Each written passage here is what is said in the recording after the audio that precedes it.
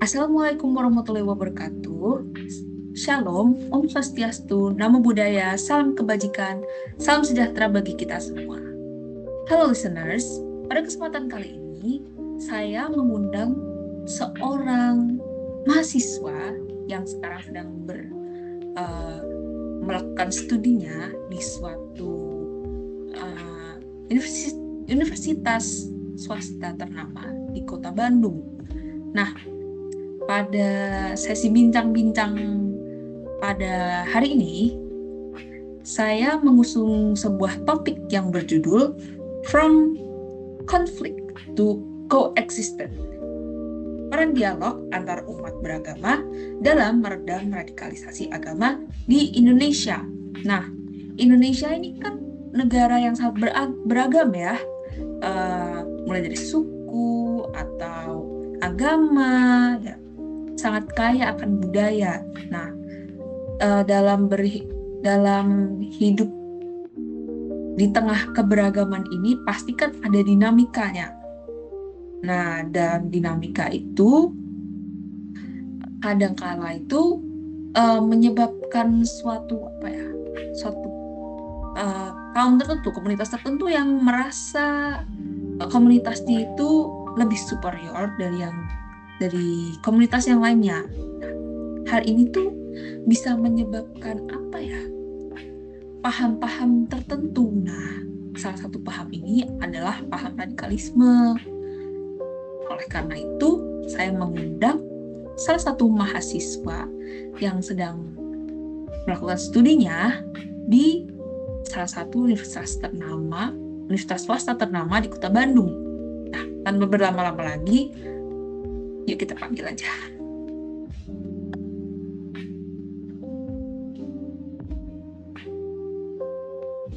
Nah, ini dia. Halo. Belum kedengeran.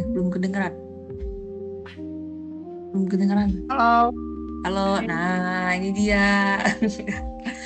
Oke, jadi boleh perkenalan dulu. Nama, sekarang lagi sibuk apa? Aku Alicia Vanel Roy, tapi biasanya aku suka dipanggil Ale. Aku masih Unpar sih ya. Dan aku ini baru beres UAS banget. Betul. Nah, for your information juga, Ale ini baru banget habis operasi gigi geraham ya, Ale ya. Lagi agak nge-lag nih ya. Jadi thank you banget Ya, Ale udah nyempetin ya waktunya buat mau jadi teman ngobrol ya untuk topik ini ya. Karena kenapa saya memilih Ale, karena Ale ini kebetulan juga berasal dari background orang tua Ale ini memiliki keyakinan yang berbeda ya, Le. Oke. Halo, kedengeran ya? Oke. Nah, sekarang kita langsung aja ya ke pertanyaan yang pertama.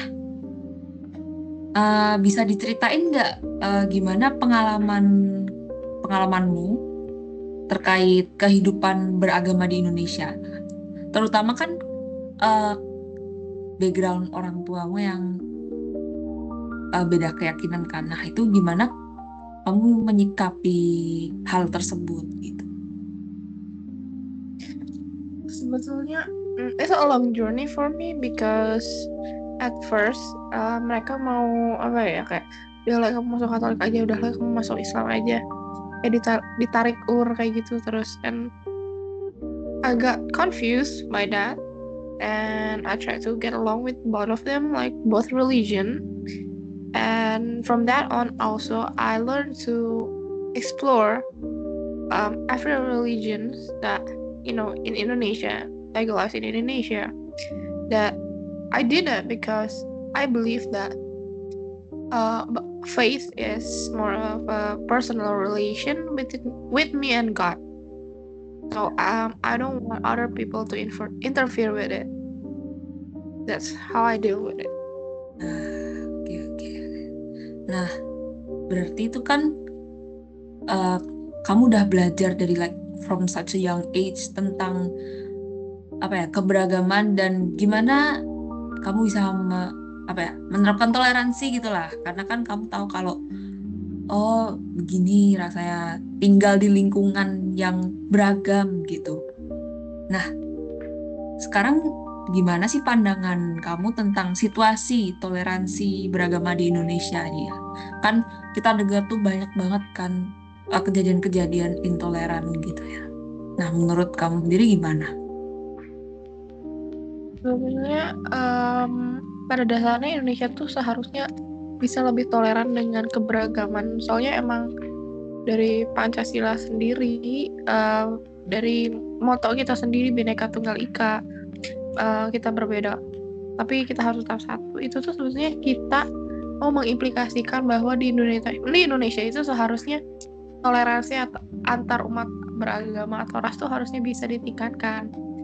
Dan mungkin yang ini menurut lingkungan gue doang, di lingkungan gue tuh healthy juga. Kita appreciate agama satu sama lain, because kita tuh percaya Tuhan itu cuma satu, dan emang kebanyakan dari kita tuh menganut sistem agama Abrahamik gitu. Jadi kita mikir oh ya, kita banyak kesamaan gitu.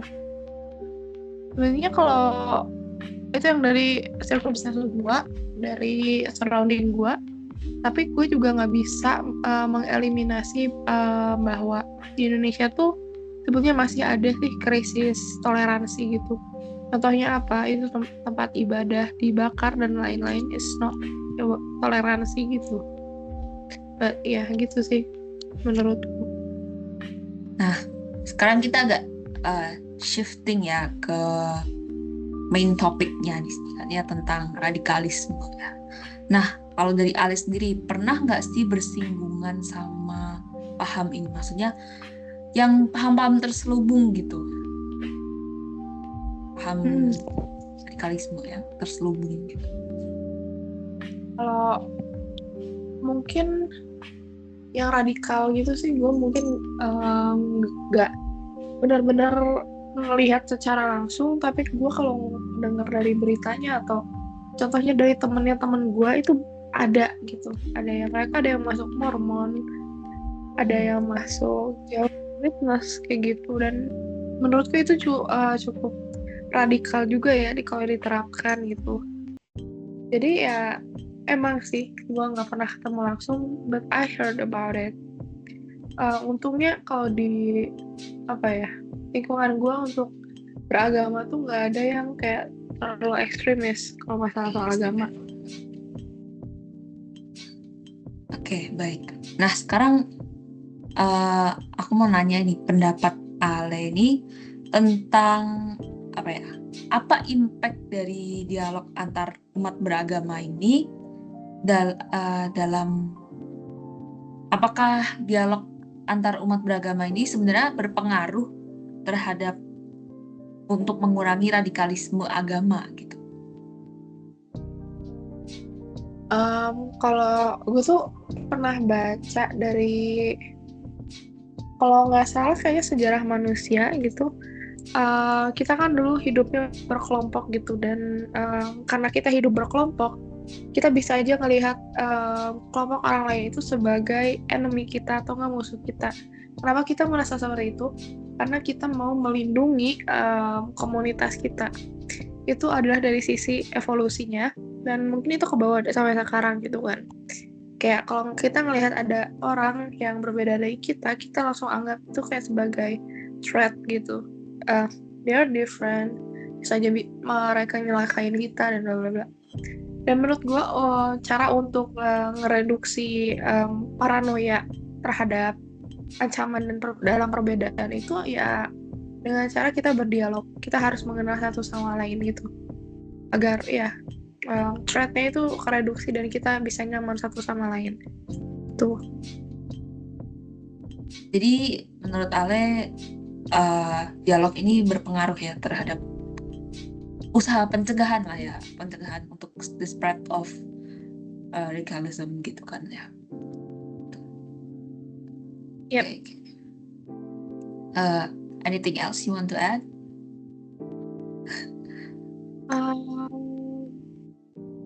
Sebetulnya udah sih gitu doang. Tapi ya yang gue lihat tuh, kita kelihatannya tuh fine-fine aja dengan agama atau ras yang lain, tapi banyak juga yang dari kita masih rasis atau kita ngomongin di belakang gitu.